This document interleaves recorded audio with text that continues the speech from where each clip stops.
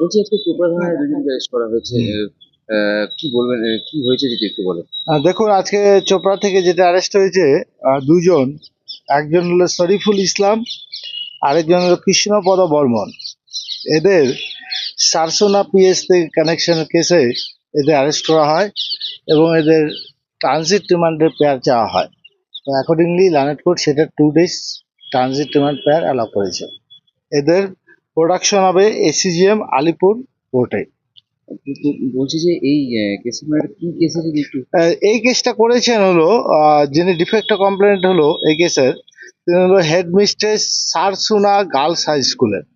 ওনার বক্তব্য ছিল যেটা, যে কিছু আননোন পারসন একটা ক্রিমিনাল কনস্পিরেসি করেছে, করে ডিসঅনেস্টলি এবং ফ্রডুলেন্টলি অল্টার করেছে 31 জন ছাত্রের ফাংশনাল ব্যাংক অ্যাকাউন্ট এবং সেখান থেকে সাইফন করেছে 10,000 টাকা করে, যেটা টোটাল প্রত্যেক স্টুডেন্টের অ্যালট হয়েছিল মোট 3,10,000 টাকা সাইফন করেছে।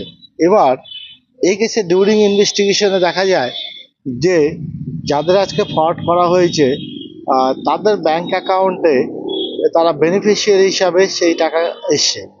তো সেখান থেকে তাদের ইনভলভমেন্ট পাওয়া যাচ্ছে, যে কারণে এদের অ্যারেস্ট করা হয়েছে এবং এদের ট্রানজিট রিমান্ডে সম্পূর্ণ টাকায় কি এদের দুইজনের অ্যাকাউন্টে এসেছে নাকি এখনো সেটা তদন্ত সাপেক্ষ, এখন সেটা বলা হচ্ছে না, কিন্তু এদের ভেরিয়াস ব্যাংক অ্যাকাউন্ট ডিটেলস দেখে দেখা যাচ্ছে যে এদের অ্যাকাউন্টে টাকা এসেছে বেনিফিশিয়ারি হিসেবে। এটা কি করতো, কি কাজ করে এরা?